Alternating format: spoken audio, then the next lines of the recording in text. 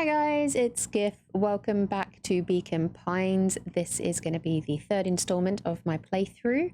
So let's just jump straight in. We're going to go back a couple of steps and see what happens when we make a few different choices. So let's just crack on with it.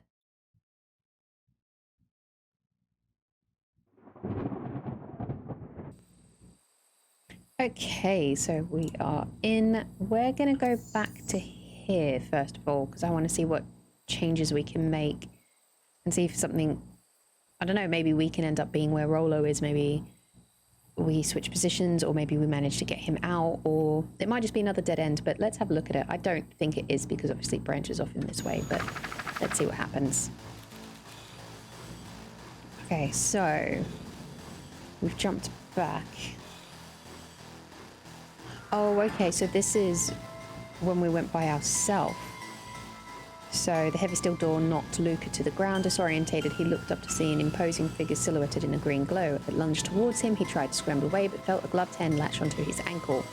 Luca watched his fingernails leave trails in the dirt as the hand slowly dragged him back through the door, into the lab, into the green light. This is a story about... Let's try struggle then. This is a story about struggle. Luca could hear a machine humming somewhere nearby. He felt around wildly, searching for something, anything that could help. His hands found a hard object, maybe a tile? He yanked it free, lifting the cold stone. Let me go!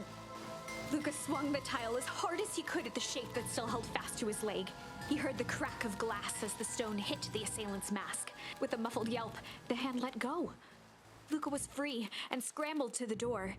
He never looked back once on the long run home. Chapter 3. Ooh, okay, so we're going to replay chapter 3, but in this instance, Rollo wasn't with us, so Rollo hasn't gone missing. Everything's fine. Yeah, right. The next morning, it was quieter than usual at the breakfast table. Only the sound of silverware and chewing interrupted the awkward silence. I finished jarring a mess of jam last night. So that'll need to get delivered to town today. Okay. So what did you and Rollo get up to yesterday? Oh, Rollo had things to do, so I just sort of poked around town. I've set the jam down by the front door. There's 2 batches to drop off. One for Mr. Tolliver at the Bag and Wag. Another for Mrs. Fratelli at the diner. Oh, and Mr. Nuncreed. He said he wanted some more. I suspected as much. Yes, he seems to have taken a particular interest in my jam. There are some extras in the basket for the enthusiastic gentleman. Just make sure Fratelli and Tolliver get the ones on top. So she's put secret messages in there, maybe. No problem. Off we do now while the day is still young.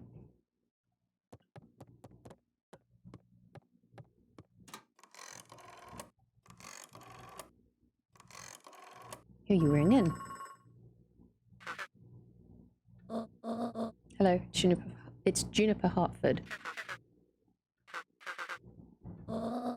Before you hang up, just hear me out. I have a business proposition. Is she ringing Valentine? Because she did say when we played through last time that when we were watching her on the road that she didn't get to speak to her in the morning because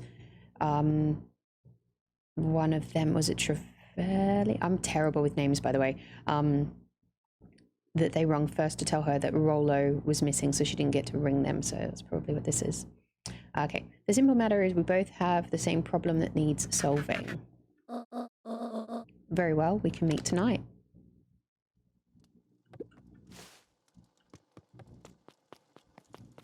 Rollo! Okay, sorry about yesterday. Roxy can be so annoying. But good news, no more boring chores for me today. Did you make it to the old Valentine warehouse? So, what did you find? Give me the dirt. Something happened. There was someone else there. What? Who was it? Was it aliens? I knew it would be aliens. No. Zombies? No. Alien zombies? What else could it possibly be? Rolo. I've got to deliver these into town first. We can catch up after. Oh. Is it a whole thing? It sounds like a whole thing. Yeah, we shouldn't talk about it here. Meet me at the treehouse tonight. I'm not sure what this treehouse is that you speak of. Meet me at Mission Control. Roger that, Space Cadet. Oh, 1 second. Hey, there we go. Okay.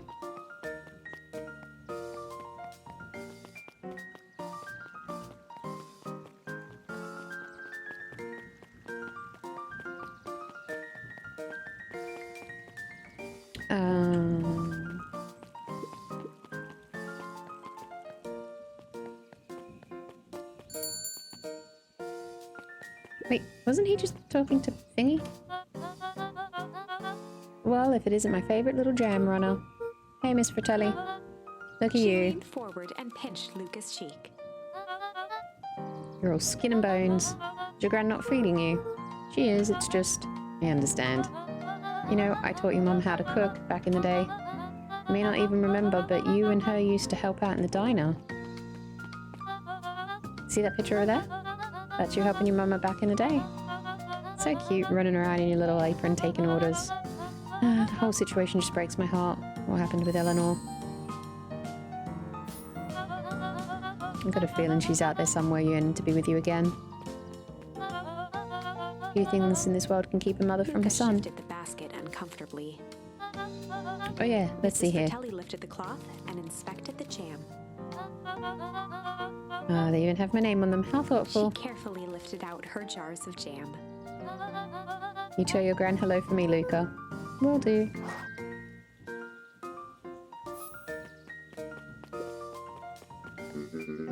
I could just be left alone, young Mr. Van Horn. Sure, sorry to bother you. It's just that Mr. Kerr has asked me to make an opening speech at the festival.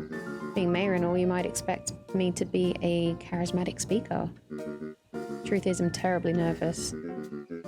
I really don't think I'm cut out for this sort of thing. Cut out for being mayor or for public speaking? Both, I suppose. I never really chose any of this. It's more of a duty to my family, for our legacy. That sounds like a heavy burden. As for the festival, just speak from your heart. I'm sure it'll be great. Is he the brother of or married to the other one? The other Valentine? Hey, Dawn. Oh. Hey, Luca. What's up? They got you on jam delivery, eh? Yep. Have you seen the new kid around yet? New kid? Yeah, came in from the big city. Her parents both got jobs here. But get this, one of them is working for William Kerr and Perennial Harvest, and the other is working for Harris Valentine. And Valentines represent Beacon's Pine's past. Perennial Harvest has positioned itself as this town's future. Must make for some interesting dinner table conversations. I can imagine.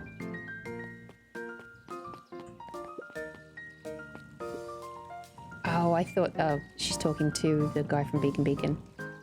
Mr. Wilder, I trust you have time to chat. Harris Valentine, oldest of Sharper Valentine's children, and heir to the Valentine fortune. Brother and sister to the other one, then. Cool. Had a way of making questions seem like demands. Certainly. What seems to be the problem? Mr. Wilder had learned to assume that if he was hearing from Eris, it was because she had taken issue with something he had put in the paper. I couldn't help but notice that the front page of this morning's paper was consumed with stories about this silly festival. Well, yes, it is the news of the day, but there was no mention of the museum, nor the foundation through which it was endowed. I'm sorry, Miss Valentine. My readers are more so interested in this town's future, rather than one family in particular. There was a time, Mr. Wilder, when the goings-on of my family was the only thing this town cared about. Well, things change, ma'am. And you know, change is dangerous. If you finish that thought, I will make that monocle a permanent fixture of your anatomy. My apologies. Good day, Miss Valentine. Did I give you the impression this conversation was finished? Mr. Wilder averted his gaze and began to polish his monocle. Well, Good day, Mr. Wilder.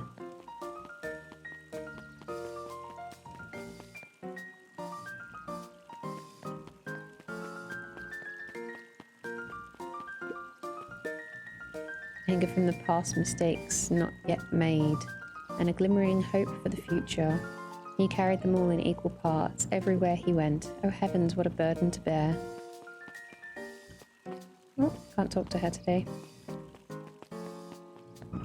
I was going to walk around and talk to everybody, because you never know what odd bits of information you're going to get if they want to talk to you. Clearly they don't want to talk to me, and I can't go in there.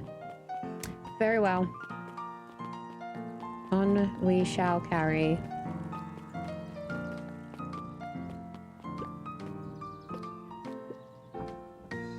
How do you keep the ice cream cold? We keep them on ice. Where do you get the ice from? I don't know, somewhere cold. How do they keep somewhere cold? Look, Bert, do you want some ice cream or not? No, I'm good. Huddled at his counter, Hiram Tolliver was meticulously shining apples. More accurately, Hiram Tolliver was meticulously shining one apple. Hello? With a yelp, Mr. Tolliver fumbled the apple, flailing at the air as it fell. Oh, sorry. No bother, no bother. He leaned forward and lowered his voice. Creeper. I see you have something for me. Gotta do it in a creepy voice. I'm sorry, if you lean forward and whisper, you have to do it in a creepy voice. Yeah, Gran has some gems supposed to give you. He leaned in a bit further. Gem. Yeah, these ones on top. Just write your name on them. Mr. Tolliver leaned back, speaking loud enough for anyone to hear. Ah, yes, the jam. Thank you so much for delivering this jam to He me. reached forward and snapped up the jars of jam, giving Luca a little wink. Could you make it any more sus, mate? I shall put it on my store shelves post haste. Okay, I should finish my deliveries. Of course. Of course. He leaned in for a final whisper. Of course. Creeper. Gotta touch it. Aha. Melon kicker. Nice.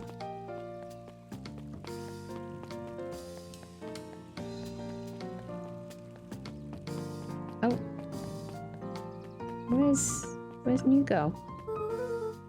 Got some jam for you, Mr. Nuncreed. Luca, you seem chipper.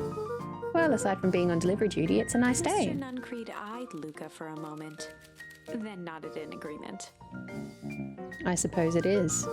So, do you want your jam? Oh, right. Usually Juniper drops those off herself. I guess she's busy today. Anyway, this is my last delivery for the day. Oh, in that case... Nuncreed snatched the basket from Luca. Rude. I'll hold on to the basket until the next time I see your gran. You? I thought the other guy was a creeper. Well, he's his own type of creeper. This guy is just... Yeah, no. That's not cool, mate.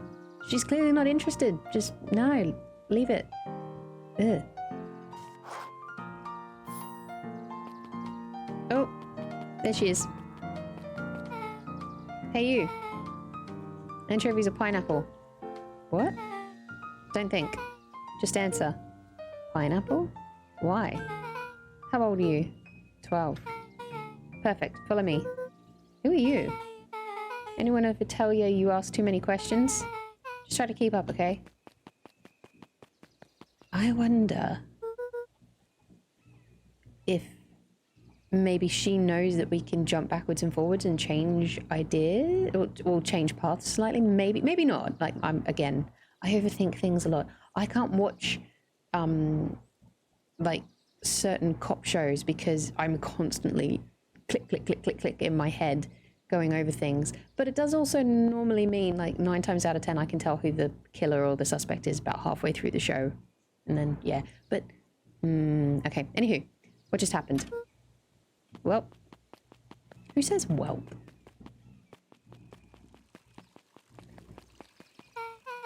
Hey, what a crazy coincidence. Here's my new friend I was just telling you about. Oh, that's wonderful. Yep, we just hit it off. Oh, really? Get this, his favorite pizza topping in the whole world is pineapple. Oh, what is your new little friend's Beck name? locked eyes with Luca. The look on her face was equal parts expectant and desperate. Luca Van Horn, nice to meet you.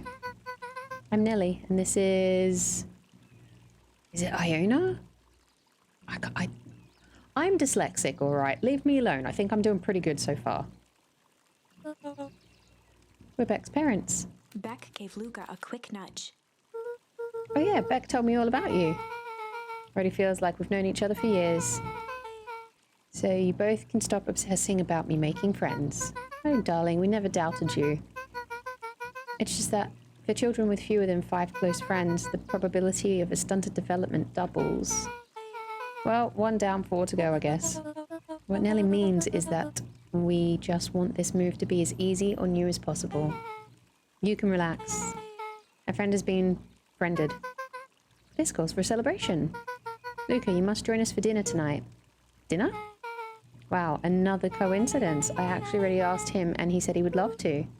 It's just wonderful. In that case, we should pick up some groceries. You two don't get into too much trouble now.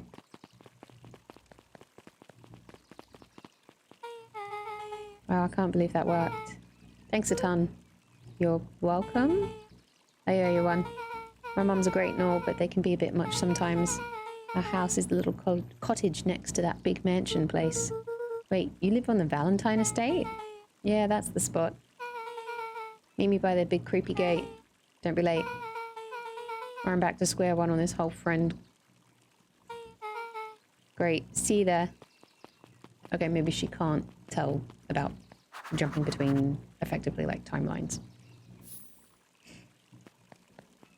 I was getting ahead of myself. Oh, ooh, who are you? Oh, this is Jeff. Good morning, Jeff. What's so good about it? Another day further down the tube, if you ask me. Come on now, it's not all bad. The festival's coming up. The festival. Old man Valentine used to put on cockamamie shindigs all the time. And where did that get us? Well, it's Perennial Harvest putting on this one, and they're doing it for the whole town. As far as I see it, the difference between the old Valentine company and this new Perennial Harvest Jeff outfit dug through his pockets for a bit. is the difference between this empty can of soup and this brown banana. But those are both garbage. Exactly.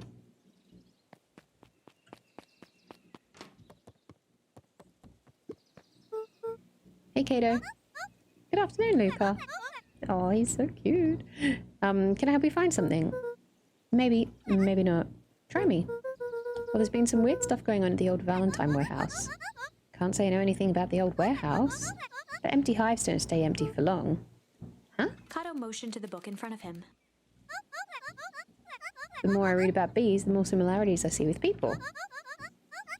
If a hive collapses and fails, it doesn't stay empty for long. A new queen will set up shop pretty quickly. So saying it would make sense for someone new to start using the warehouse. Natural abhors a vacuum. Oh, nature abhors a vacuum.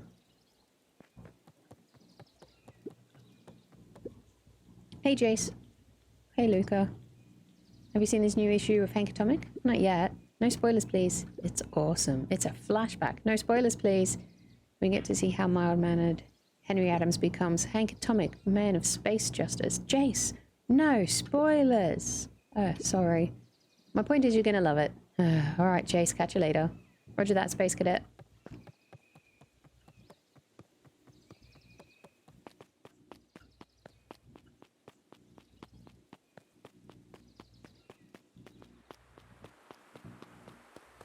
Bug Boy's not there.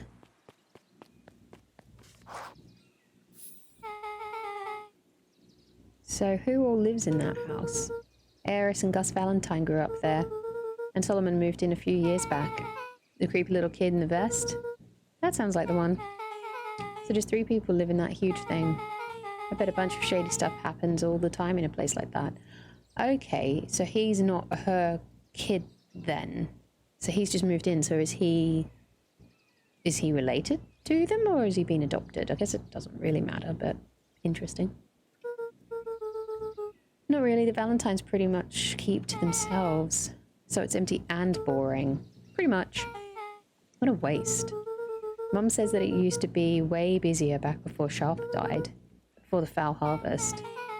Okay, that's like the 5th time someone's mentioned this foul harvest thing. And you all use that same ominous tone. Eventually you're going to explain to me how that harvest got all fouled up. But we can't keep my parents waiting anymore. This way.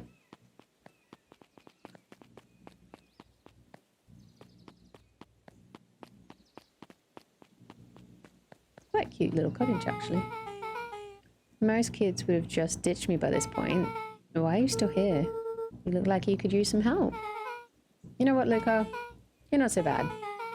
Let's get through this as simple as possible. Just eat, smile, and nod. Fun. Great. Whatever you do, don't bring up their work. I think I can handle that. Took a long breath, then gave a firm nod. Here goes nothing. Chapter 4. Dinner with the Moodwills. Moodwills. Ilona Moodwill was worried about change. A gardener at heart, she understood the necessity of change, relied on it even. But there was a difference between the controlled world of her plants and this cluttered cottage in a strange town. Almost done. Nellie was a blur of activity, digging through boxes. Sorry, love, couldn't find the dishes. We'll have to make do with paper plates. Dinner went by without much conversation. As she watched Beck and Luca finish up their pizza, Ilona let herself relax into the chair. Oh, so it's just pronounced the way it looks. Ilona. Okay. The things she cared about were still here. Nellie finally had the job of her dreams. Beck was beginning to take root. Ilona's task was simply to tend to them. She could do that. So Luca, tell us a bit about yourself. Where do you live? Oh, I live with my grandma. Over on the other side of the river. Your grandma? Where are your parents at? Beck, manners. That's alright. My dad passed away in an accident at the fertilizer plant. 6 years back. Oh dear. My mum's been missing for a few months now.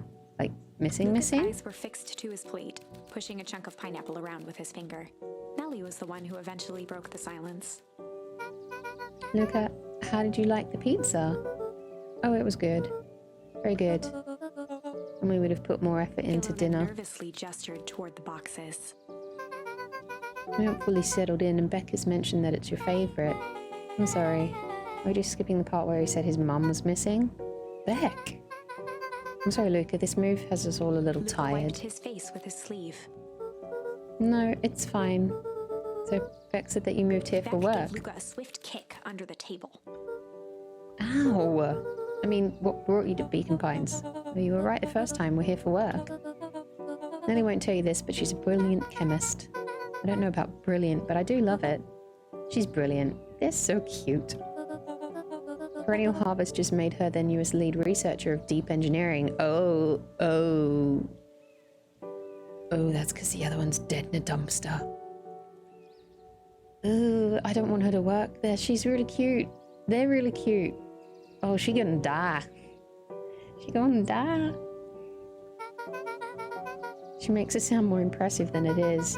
I'm just happy that I get to make a difference in the world. Perennial Harvest is at the forefront of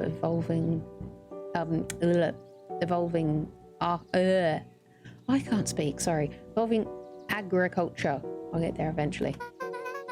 Into something more useful than sprinkling water and excrement on the ground. Luca glanced over to Beck. She seemed to be holding her breath. What Nellie means, Luca, is that there are different paths to grow plants. Yes, some people talk to their plants and hope for the best, and some people happily leave their job to allow a loved one to pursue their dream. You swore Beck you slammed didn't... her fist into the table. Perhaps harder than she intended. Yeah, okay, that's not cool. Like, that's a tricky situation because you shouldn't have to give up on your dream job just for your partner. But then if you choose to give up your job to support your partner with their dream job, like, how she just kind of threw it in her face there, I think that's a bit of a shitty move. That's not very nice, especially not in front of kids. Like, you can feel bitter about it, but you talk to the person, or you don't make that decision in the first place. Like, if you're not happy, then you can't be happy for other people around you. Sorry, I'm just kind of rambling, but anywho. Hey, Luca, how about some dessert? I actually have to meet my friend Luca Rolo glanced soon. outside to gauge the time. The sky was darker than he expected, filled with ominous clouds. Looks like there's a storm brewing. I should get going. Oh, I didn't think there was any rain in the almanac. Yeah, almanacs aren't that useful around Luca here. wiped his mouth one last time with his napkin and started to get up. Thank you all for the pizza. It really was good. See you at the festival, Beck. She's gonna come with us. Wait up. I'll walk you home. Surprised, Luca turned around. He knew Rolo could be prickly around new people. But Beck seemed cool. Rolo would warm up to her eventually. She is cool. Let her come along. Don't leave her in a shitty situation like that either. Probably. Luca began to respond, but the sky answered for him as the clouds above began to rumble. Luca began to respond, but the sky answered for him as the clouds above began to rumble with ominous thunder. That seemed like the logical explanation. He was just talking about there was going to be a storm, but if you probably go back and change it and do break, and maybe they all clear up. You sure we can make it home before the storm kicks Luca off? surveyed the roiling clouds. I'd say the odds are good. Maybe you should stay here and I'll just make a break At for it. that moment, the heavens opened up, unleashing torrential rain. Care to recalculate those odds? Hurry inside your tube before you catch cold. You should have gone with the other option. Luca, Nellie will keep trying to reach your gran on the phone. In the meantime, you two hold tight. Sorry, not much to do up here. Most of my stuff is still in the boxes. Mind if I poke around? Be my guest. Luca squinted into the eye hole of the microscope. This looks wild. What is it? Gum. Gum? Luca adjusted the slide with his fingers to get a better look. I'm tracking the structural integrity of gum with increasing amounts of chewing. Chewed that one for 47 Luca days. wiped his hand off on his sweater and gave a nervous laugh. It's weird, I know. Beck looked down, timidly tapping the ladder with her feet. You think it's weird, don't you? A little. But weird can be cool. That is true. Oh, wow. Rolo and I have a radio just like this at the treehouse. Probably not exactly like this one. My mum and I tore the whole thing down to the bolts. Fitted it with some state-of-the-art vacuum tubes. She seems pretty awesome. She gets carried away sometimes. I think she feels guilty for working too much. So when she does have time for me, she showers me with high-tech overcompensation. Luca flicked at one of the toggles. I bet you can get all sorts of stations on this. Not out here in the boonies. You wouldn't believe the stuff I could pick up back in the city. Around here, it's all farm reports and static. Ah, shucks. Luca bent down to examine the bouquet of wilting flowers. Judging by the odor, they were well past their prime. Pungent. He flipped open the attached card. Happy trails from Coach Walker and all the Fairview condors. But you weren't kidding about poking around, huh? Oh, sorry. Is this from your old school? The most recent one, yeah. Some schools gave me going away cards. Some did flowers. And they were really trying to feel good about themselves. They do both. So you move a lot. Yeah, that's the thing with having a brilliant parent. There's always a better job somewhere else.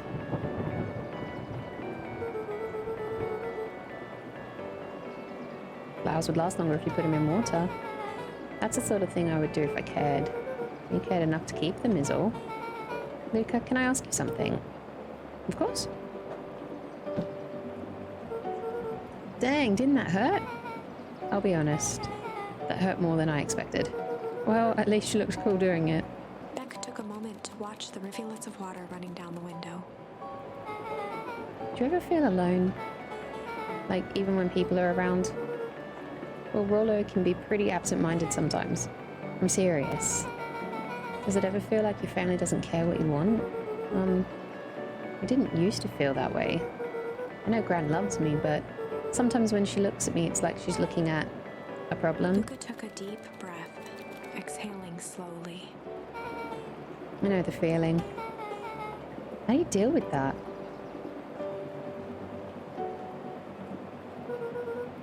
I guess I haven't yet. But one thing my dad told me when I was little, don't hold a grudge, especially against yourself. If you try to hold it all in, you're gonna pop. So then what do? You don't know what to do. Dad never got to that part. Something I figured out on my own though. You gotta do something. Anything. Here. Wow, what are you doing? I don't know. Something. We're gonna register our complaints with the storm. Listen here, you miserable universe. Stop jerking me around. I just want things to go back to the way they were. Everyone tells me it's gonna be alright. That things are gonna change. A feral scream that echoed into the night. Every time something changes, everything gets worse. Screw this town. Whoa. Let me try. Moving sucks. I hate it. I hate that I hate it. Why can't I just deal with it and be happy for my mom? Why can't we just stay somewhere? Ah! Voice dropped to a trembling whisper. I just want to be a normal kid. Brushed off her shirt and straightened up. There. Wow, I actually feel a little better. As abruptly as it began, the storm abated. Thanks. I needed that. Me too. I should head out before the rain starts up again. Sure, I'll walk you out. See you and Rollo at the festival? Sounds good. Luca, don't let the universe jerk you Beck around. gave Luca a light thump on the arm before heading in. I like her. Chapter 5. Friendly Feud. Ooh. The air was heavy with the hard rain's residue. Rollo's gonna get upset with us, isn't he? The smell of wet things. Despite his dreary surroundings, Luca felt at peace. He'd never shared those details about his dad with anyone, not even Rollo. But it's not like this changed anything. Rollo was still his best friend. Adding Beck to the group would help balance things out. Everything's better in threes. This is what Luca told himself as he headed to the treehouse.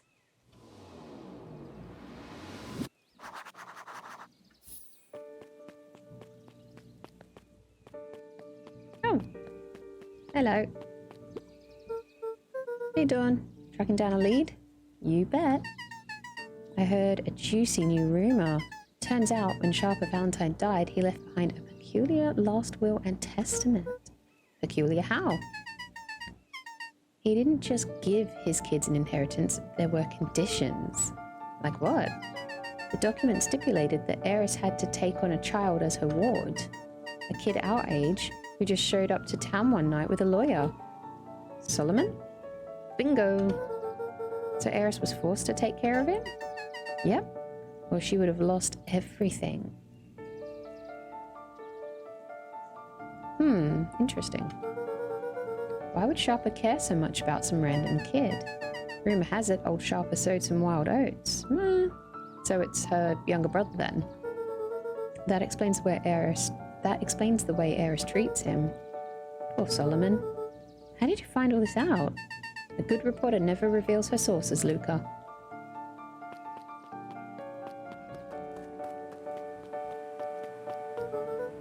Better not dilly-dally. Gotta go to the treehouse. Isn't that where the treehouse is? Oh, okay. I know it's a very simple map, but at the same time, I'm getting confused with one or two little bits.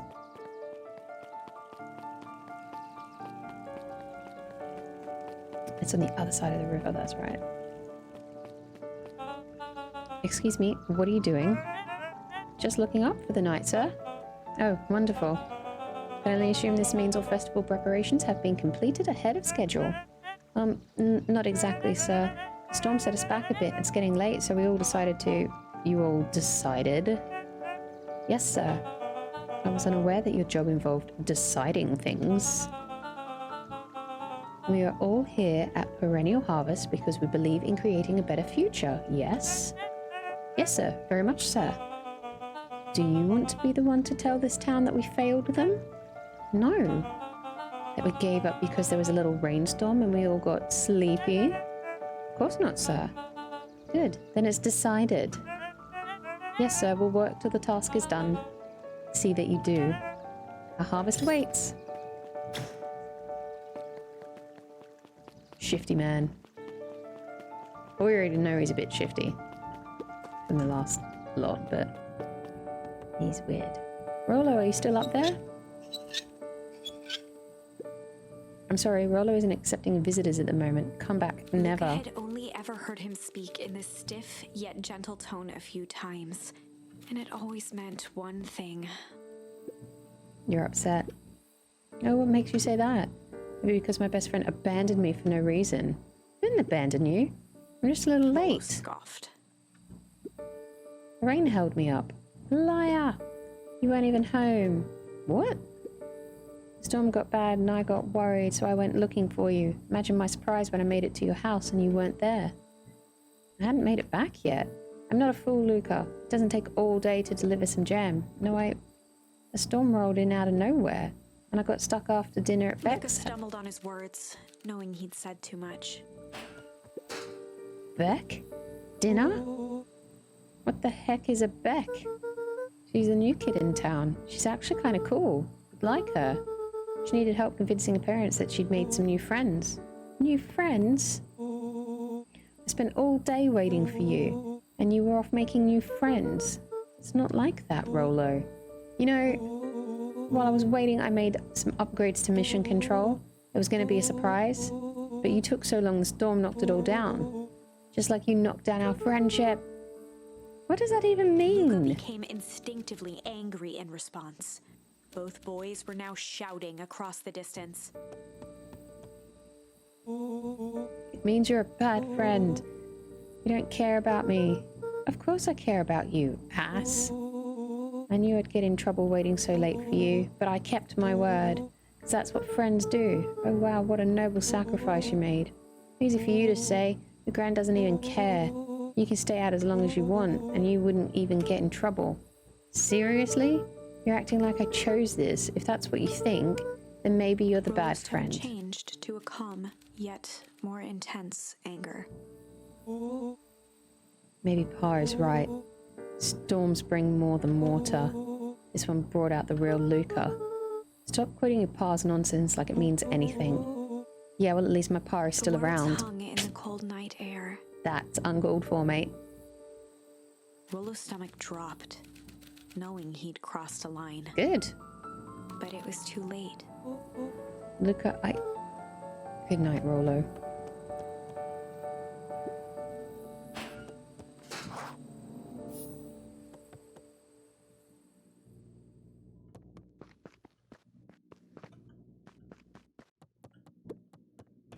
Luca dug through his old stuff, not even sure what he was looking for.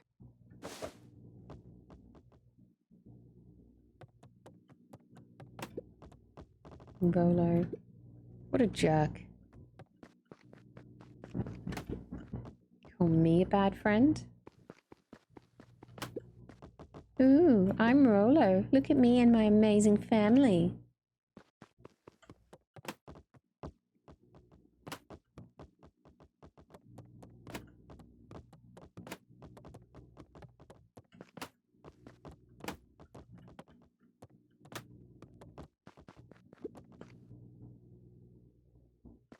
Nothing else I can look at? The bed then? Can I go downstairs? If Rollo thinks I'm still going to the festival with him, he can shove it. I suppose I'm just never supposed to make new friends.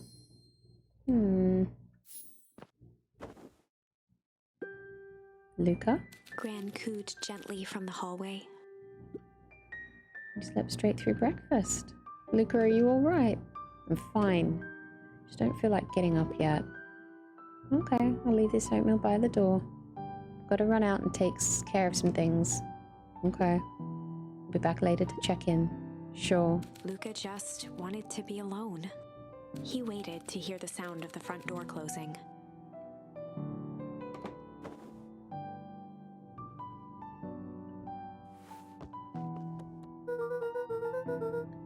If Rolo thinks we're going to the festival with him, he can shove it. But Rolo's still going to go to the festival. He's going to be miserable.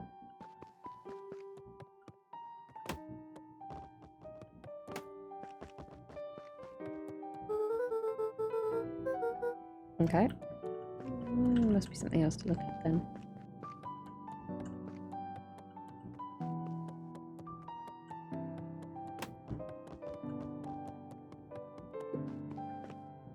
Luca dozed off again. Luca? I didn't see you eat your oatmeal. Wasn't hungry. But just in case you get hungry, I'll leave a sandwich here too. Thanks. Rolo came by. What did he say? He wanted to talk to you. What did you say? I told him you weren't feeling well. Good. So your plan is to just sit in your room all day? Pretty much. Well, I need to pop away again for a minute. If you decide to end your pity party and go outside, I think it'd do you some good. Noted. Luca still couldn't bring himself to go out. Besides, if he ran into Rolo, he'd have to actually confront the situation.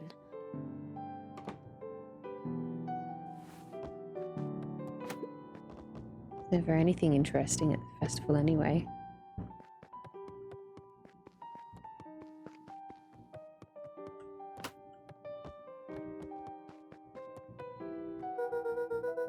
Yeah, I'm not trying to get you to go out. I'm trying to get you to kick the ball.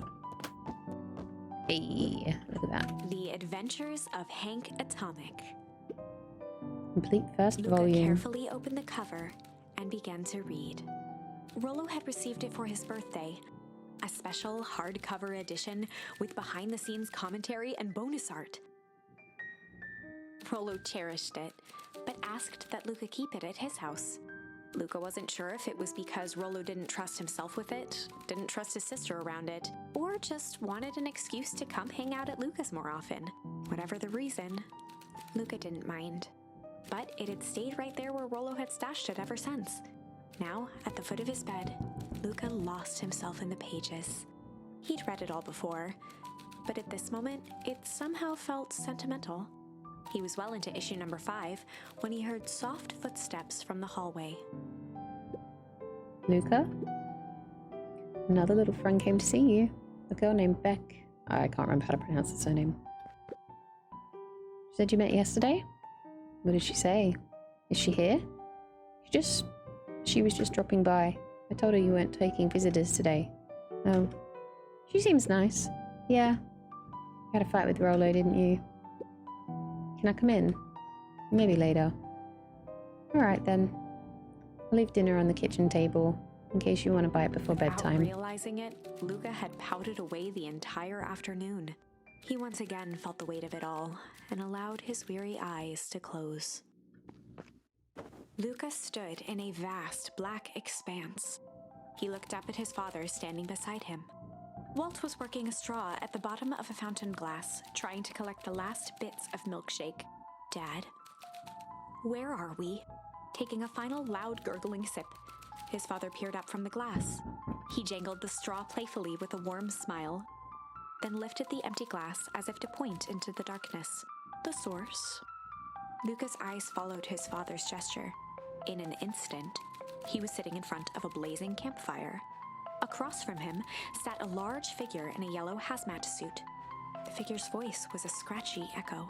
Well, if it isn't the man of the hour, make yourself comfortable. Luca held his shivering hands over the flame to warm himself. It doesn't work that way here. Their yellow-gloved hand pointed to the base of the flame. It's a cold flame, see? Luca peered at the base of the fire. It wasn't wood that was burning. It was Beacon Pines itself. This kid has some pretty messed up dreams. Tiny buildings, freezing and crumbling as they were consumed by flame. Luca could see small shadows moving in the burning city. People. Luca leapt to his feet. We've got to help them! The figure gave a dismissive wave of their hand. Why waste energy helping people who can't even help themselves? The figure bent down to examine the panicked crowd as they desperately tried to stop the flames. They only care about what's right in front of them. Not like us. Luca's voice was a trembling whisper. Us? The figure slowly stood up, grabbing its helmet with both hands. With a jolt and a twist, the suit emitted. A cloud of torpid mist escaped, slowly revealing the face within. His mom? Luca's own face looked back at him. Older, worn, distant. The sensation was oddly familiar, as if he'd caught his own reflection by surprise in the mirror. The doppelganger smiled. I tried to help once. He gestured towards his face. And all it got me was this. Lucas staggered back. You aren't me. Luca felt a hand catch his shoulder. His father was there again, beside him. Every choice sets us on a path. This is the end of one of your paths, son. Luca watched his older self shake its head ruefully, its face twisting into a cruel grin. Welp, Dad, if you wanted him to see this, far be it from me to disappoint. Luca watched in shock as the figure took a confident step forward and plunged into the flames. In a flash of cold light, he was gone. What does all of this mean? Luca felt a reassuring squeeze on his shoulder. Just remember, why we choose matters just as much as what we choose. Luca woke up to see a hazy figure at the foot of his bed, silhouetted in the morning sun. No, dear. It's only Gran. Luca rubbed his eyes. The kind, concerned face of his Gran came into focus. How are you feeling? Fine. Anything you want to talk about? I don't feel like talking. That's just as well. How about you sit there and listen a bit? Whatever you and Rollo fought about doesn't matter. But Gran silenced Luca with a gentle pat on the leg. Fights between friends happen. What was said doesn't matter. The important thing is that it's not the last thing you ever say to each other. But he said stuff about Dad. Well, do you think he meant it? No. He was just mad. And did you mean any of the things you said to him? No. Good. One must appreciate friends in their best moments and accept them in their worst. Now get your little butt out of bed. The festival's today. You don't want to miss that, do you? I guess not. Seems like a good opportunity to make amends with Rollo, doesn't it? Gave a reluctant nod. So buy him a corn dog and apologize. But he's the one that... What did I just say? Buy him a corn dog. That's a good boy. Everything's better with corn dogs. I need to get going now. Got some last minute festival business to take care of. I'll come find you at the fountain a little after lunch. All right. I love you, Luca. I love you too. Luca took a deep breath. Okay. Chapter 6. Okay, so not a lot happened in this one. Well, actually, it kind of did. It went completely different to a different path, and we've got a couple new options to look at as well. But because I don't want to make these episodes too long, I am going to stop it here. I think we're just shy of an hour. And then hopefully get some more up fairly soon. Hopefully you're enjoying the story as much as I am. And if you're coming up with any, like, if you've seen what happens, no spoilers, please. But if you've got any good ideas or of what you think's going on or how everything's linked, by all means, write it down. We can check it. We can have a chat about it. But yeah, it's a well-written story. I'm really enjoying it. And the artwork is really lovely as well. It's really easy, simple playthrough, so anybody can have a go at it. But yeah, anywho, we'll leave it there for now. Come back next time. Hopefully you'll enjoy it, and I'll see you then. Okay, bye.